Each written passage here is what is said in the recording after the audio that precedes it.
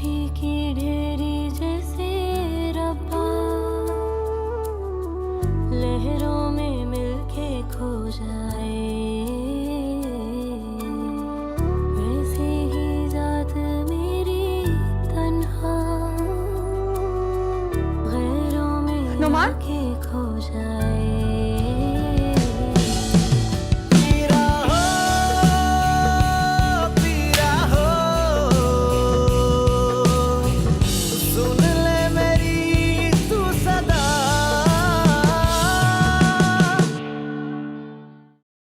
झूठ, बिल्कुल झूठ। मेरे बाबा ने कोई कर्जा नहीं लिया था।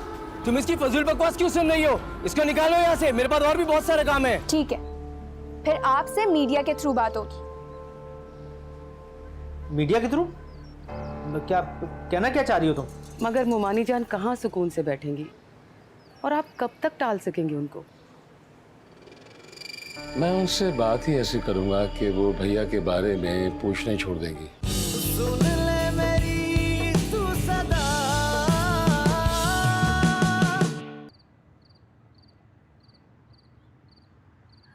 या अल्लाह, ये कैसी आजमाइश है। हमने तो कभी किसी का बुरा भी नहीं चाहा। मेरी बेटियां जिन्हें हमने हमेशा फूलों की तरह रखा, आज कैसे बिस्तर और तकिए के बाहर फर्श पर सोने पर मजबूर है। फिर भी परवरदिगार, मैं तेरी शुक्रगुजार हूं। इस सर छुपाने के लिए कोई जगह तो मैसर है। खाला रईसा के दिल में तो तूने नरमी डाल दी और उन्होंने हमें रात गुजारने की इजाजत दे दी।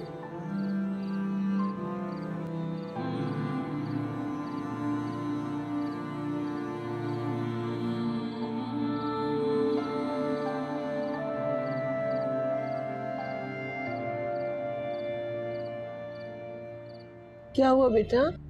अम्मी, मुझे नींद नहीं आ रही। अम्मी मुझे भी नींद नहीं आ रही। अच्छा ऐसा करो, यहाँ मेरे पास आ जाओ, मैं सर से हिला देती हूँ, नींद आ जाएगी। नहीं अम्मी, आपकी खुद की तबीयत भी ठीक नहीं और आप थकी हुई भी हैं। आपने सुबह से कुछ खाया भी नहीं है। मेरे हलक से निवाला भला कैसे उतरेगा? खुले आसमान के नीचे बैठी हूँ तुम दोनों के साथ, और कल का ये भी नहीं पता कि ये छत हो या ना हो। अम्मी, आप उदास क्यों होती हैं? हम हैं ना, और हम दोनों ही आपकी ताकत है। आप देख लीजिएगा, सब कुछ सही हो जाएगा इंशाल्लाह। खुदा तुम दोनों की हिफाजत करे। मगर मुझे तो हर जगह अंधेरा ही अंधेरा नजर आ रहा है। ऐसा ना कहें अम्मी, अल्लाह से अच्छे की उम्मीद रखें आप। बेटा मैं कभी अपने अल्लाह से मायूस नहीं हुई, लेकिन वकार के जाने के बाद जो कुछ हमारे साथ हो रहा है, मैं मायूस हो गई। जानती हूँ अल्लाह ताला कभी अपने बंदों पे आजमाइश भी डालता है, मगर अब मैं किसी आजमाइश को बर्दाश्त नहीं कर सकती। बहुत कमजोर हो गई हूँ। तुम्हारे बाबा की बेवक्त मौत ने मुझे तोड़ कर रख दी। ऐसा ना कहें अम्मी, अगर आप मायूस हो गई तो फिर हम दोनों को हिम्मत कैसे मिलेगी? कैसे मायूस ना हो, इस हकीकत को कैसे फरामोश कर सकते हैं। रईसा बाजी ने बस आज रात की मोहलत दी है। वो बता चुकी हैं कि बहू और बेटे पे तो उनका जोर नहीं चलता। वो खुद पता नहीं कैसे रह रही है। तो ठीक है ना अम्मी, हम कल कोई किराए का मकान ढूंढ लेंगे। इस इलाके में ना सही तो बराबर वाली कच्ची बस्ती में तो मिल ही जाएगा ना। कच्ची बस्ती में क्या फर्क पड़ता है आप ही? इलाके से क्या होता है? हमें तो बस सर छुपाने के लिए छत चाहिए ना। और रही एडवांस की रकम की बात, तो मैं अपनी ये रिंग और चेन बेच दूंगी। 2 दिन में मेरी गुड़िया कितनी बड़ी हो गई, कितनी समझदारी की बातें कर रही है। अम्मी, मैं वकार अली शाह की बेटी हूँ, जिन्होंने हालात के आगे कभी घुटने नहीं टेके। और आपको तो याद होगा ना, जब वो दादाजी के घर से आपका हाथ पकड़ के निकले थे, तब उनकी जेब में 1 रुपया भी नहीं था और सर छुपाने को कोई छत भी नहीं थी। बाबा ने सिर्फ अपनी हिम्मत और यकीन की बदौलत कामयाबियां हासिल की, तो फिर हम क्यों नहीं कर सकते? मुझे ऐसे लग रहा है कि वकार आज भी मेरे साथ है, तुम्हारे रूप में। वही एतमाद, वही यकीन, वही भरोसा। वैसे अम्मी, आज सुबह से खालदा आंटी का कोई फ़ोन नहीं आया, आप उन्हें बता तो देती। हाँ बेटा, उनका फ़ोन भी नहीं आया और मैंने भी इसलिए नहीं किया कि मोबाइल चार्ज नहीं था। चार्ज होगा तो बात कर लूँगी। चलें, सुबह बता दीजिएगा अम्मी। ठीक है बेटा, आप सोने की कोशिश करो, सुबह जल्दी निकल चलेंगे। कलमा पढ़ के सो जाओ। जी अम्मी।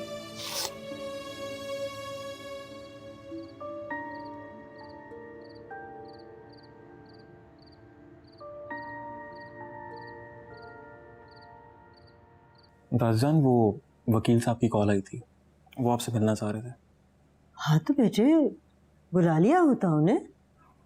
वो आप सो रही थी ना, तो मैंने आपको डिस्टर्ब करना मुनासिब नहीं लगा।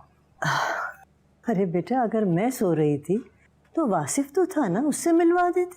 वो आप ही से मिलना चाह रहे थे, और वैसे भी दादाजान ने उन्हें ताकीद की थी कि मेरी गैर मौजूदगी में वो फाइल मेरी बेगम को दे दीजिएगा।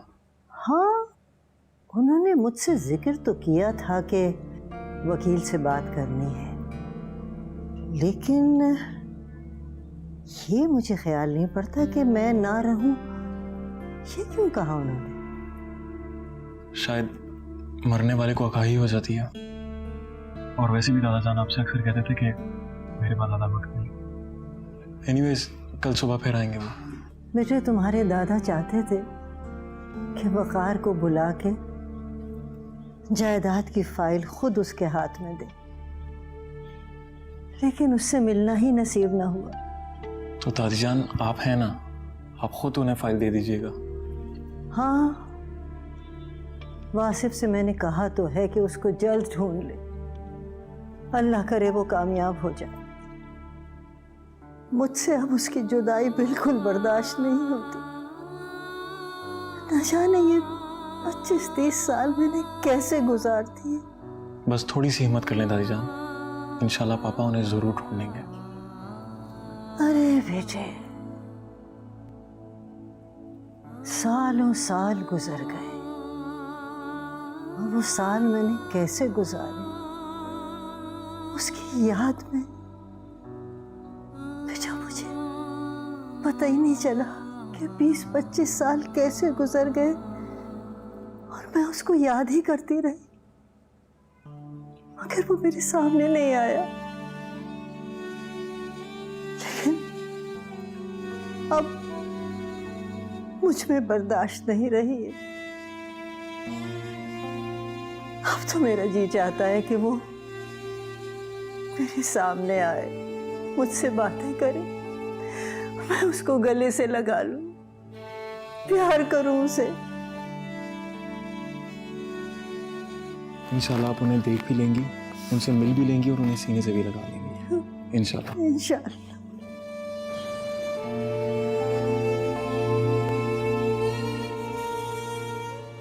अच्छा मासूमा, हो सकता है बेटा हमें देर हो जाए, परेशान मत होना। कहो तो फ़ोन तुम्हें दे जाऊं? नहीं अम्मी, फ़ोन आप अपने पास ही रखें। मुझे आपको फ़ोन करना होगा तो मैं पड़ोस से लेकर कर लूँगी। ये भी ठीक है। अरे हाँ, घर से बाहर मत जाना, खालदा भाभी वालों में से अगर किसी ने देख लिया तो बुरी बात होगी। जी अम्मी। अब मगर अम्मी, आप उनको फ़ोन तो कर लेती। अरे हाँ, मुझे उनको बताना चाहिए था। नंबर मिलाओ ज़रा। ये ले अम्मी। हेलो, कैसी हो फातिमा? सब खैरियत तो है? नहीं भाभी, खैरियत ही तो नहीं है। उन्होंने हमें घर से निकाल दिया। क्या? जी, पुलिस वालों को भेजा था, हमें घर से कुछ भी नहीं लेने दिया और घर भी सील कर दिया। ये तुम क्या कह रही हो फातिमा? कब हुआ ये सब? कल शाम को। और तुम मुझे अब बता रही हो? भाभी हम तो अपने होशो हवास में नहीं थे, बस एक फोन मेरे हाथ में था जो बच गया। और अब कहाँ हो? रात कहाँ गुजारी? रईसा बाजी की। तुम भी ना, मैंने तुम्हें 10 बार कहा कि मेरे यहाँ आ जाओ, मगर तुमने मेरी एक नहीं मानी। लेकिन अब तुम आ जाओ यहाँ। जी, कल शाम को आऊंगी। अभी मैं जरा किराए पे मकान देखने जा रही थी। तुम भी ना बाज नहीं आओगी अपनी जिद से। खैर, जैसे तुम्हारी मर्जी।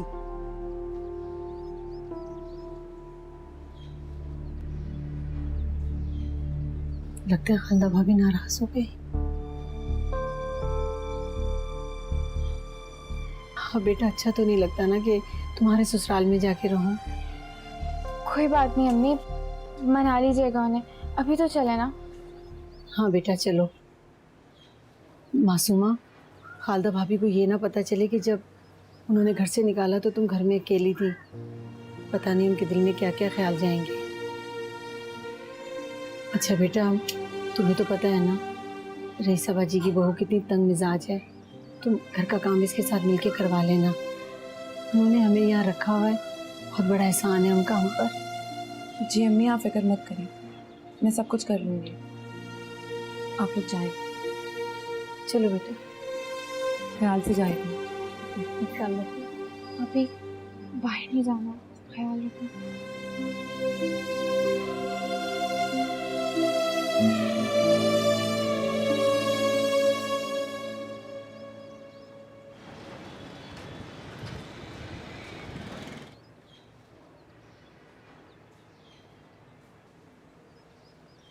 खुद का पेट तो भरता नहीं, ऊपर से 3 को और उठा के ले आई। अब मेरे सर पर जैसे लंगर बट रहा।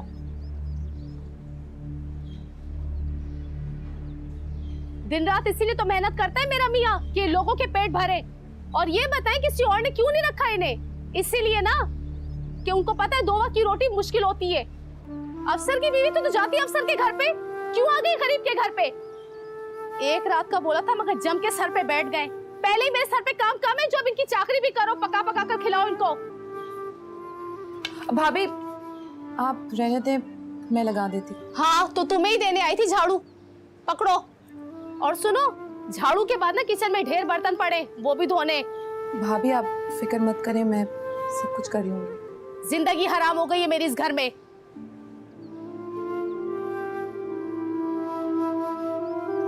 छोड़ो बेटा, मैं लगा। नहीं खाला, नहीं लगा लूंगी मैं। बैठो, आप बैठो। शाबाश, बैठो।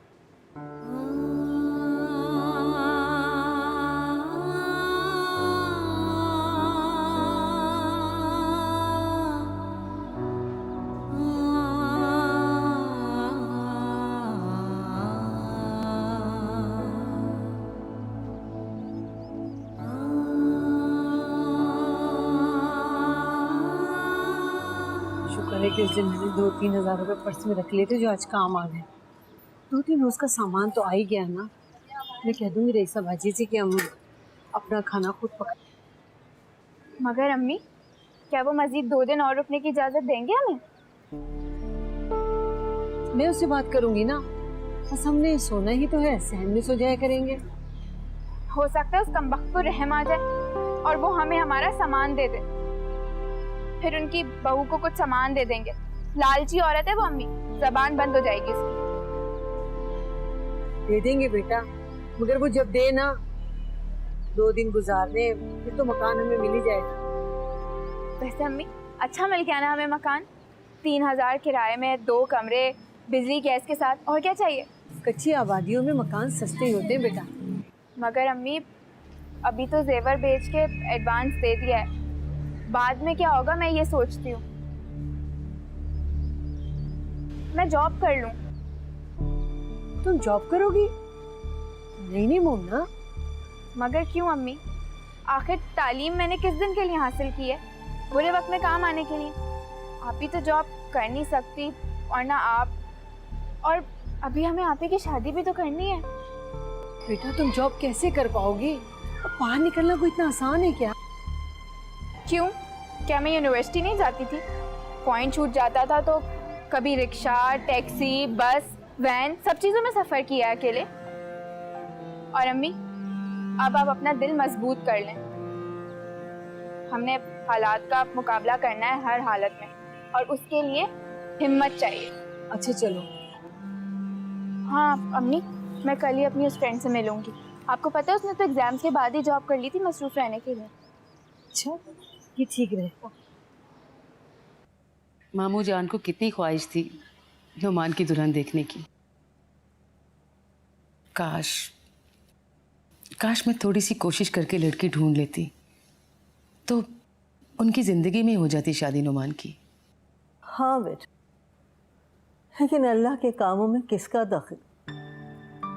वैसे उसकी शादी की उम्र तो हो गई है ना। तुम लड़की ढूंढो और 3-4 महीने का वक्त लेके उसकी शादी कर दो। बल्कि मैं तो ये कहती हूँ कि तुम सारा के लिए भी कोई रिश्ता ढूंढ लो।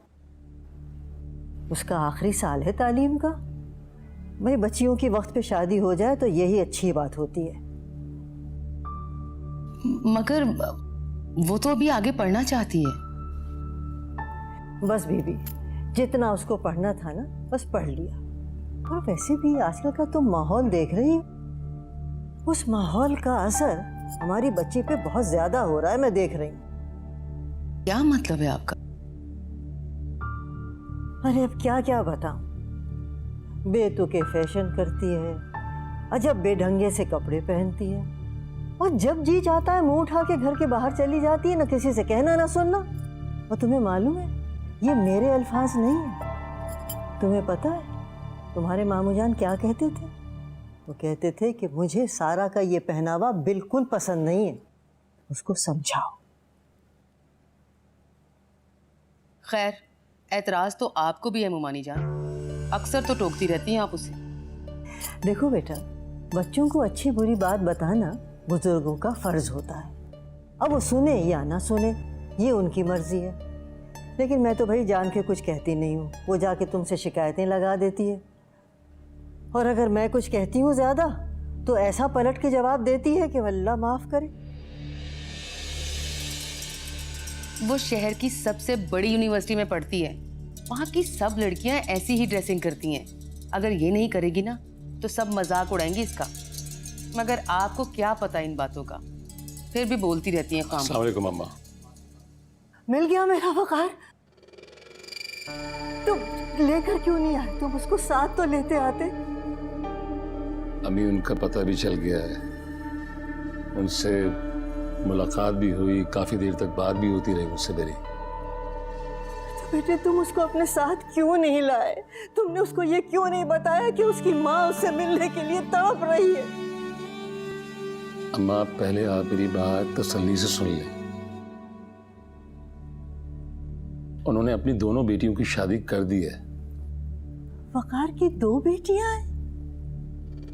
जब वो आखिरी बार मुझसे मिलने आया था तो उसकी तो एक ही बेटी थी। जी, उनकी 2 बेटियां हैं और उन्होंने दोनों की शादी कर दी है।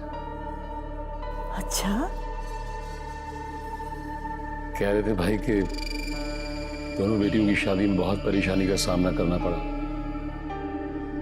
हर कोई मेरे खानदान से मिलना चाह रहा था और मैं खानदान कहां से लेके आता। मेरे बेटे ने कितने दुख उठाए, कितने दुख उठाए। मैं उसके पास थी भी नहीं। सही कह रही हैं आप, लेकिन जब भाई ने देखा कि उनकी वजह से उनकी औलाद को दुख उठाने पड़ रहे हैं तो उन्होंने एक झूठ बोला।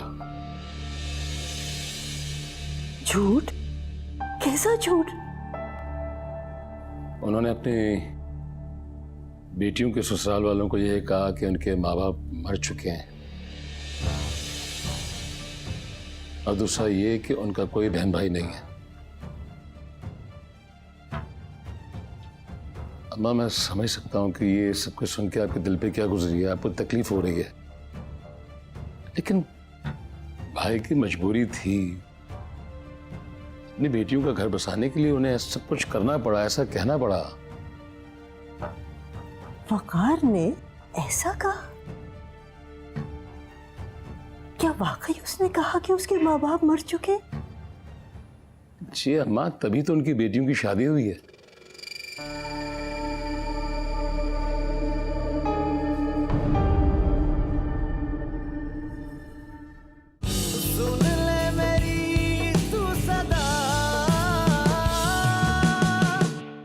बेटा वो जो मकान में देखने गई थी ना, उसमें भी किराएदार रह रहे हैं। वो कुछ दिन के बाद जाएंगे तो फिर हम चले जाएंगे। इसका भी हल है मेरे पास। पिछले दिनों जब वो यहाँ पे आए थे तो उनकी मुझसे मुलाकात हुई थी। क्या क्या वाकई वकार यहाँ आए थे?